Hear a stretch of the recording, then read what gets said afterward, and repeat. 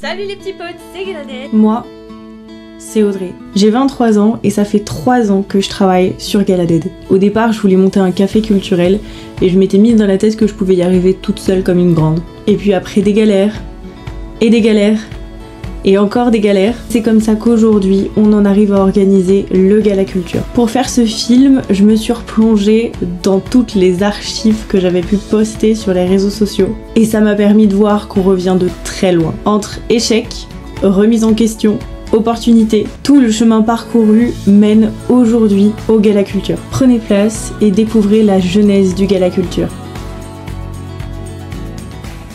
Galadette, ça a été beaucoup de remises en question. À force d'avoir des retours d'autres personnes, le projet a évolué et c'est ce qui a permis aujourd'hui de le lancer.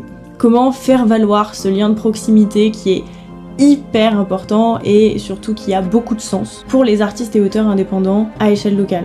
Et c'est en échouant à pas mal de concours, mais en rencontrant beaucoup de personnes que j'ai fini par trouver la solution. Sur Clermont, on a la chance d'avoir déjà énormément de cafés avec chacun un concept très particulier. Et je me suis dit que c'était quand même dommage d'en créer un nouveau avec un autre concept alors que ce serait peut-être beaucoup plus simple et beaucoup plus intéressant de travailler avec ceux qui existent déjà.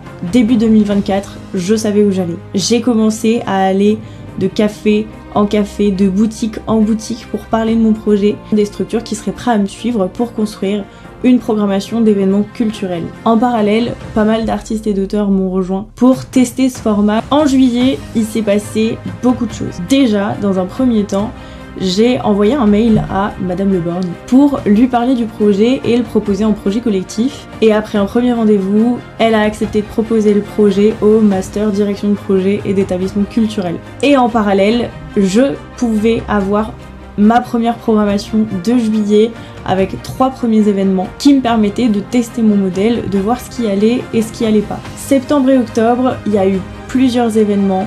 Ça m'a permis de voir ce qui allait pas, ce qui marchait et ce qui marchait pas. Ça m'a aussi permis de me recentrer aussi sur ce que j'aimais le plus faire finalement, c'est transmettre, écrire et être créatif. En parallèle en septembre, Adélaïde, Lise, Maureen, Erin, Tiffany et Amélia m'ont rejoint. Et ça, c'est le début du Gala Culture.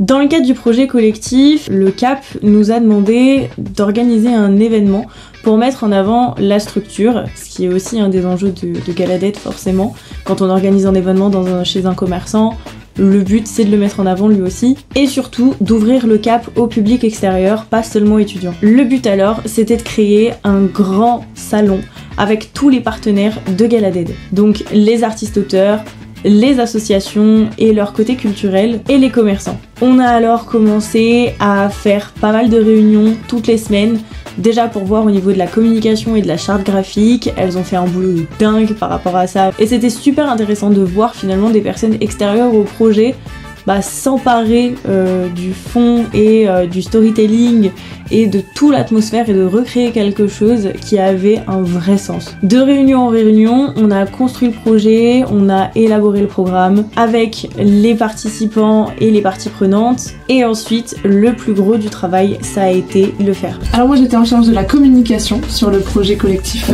du Gala Culture et ce qui m'a particulièrement plu ça a été dans un premier temps de contacter les médias.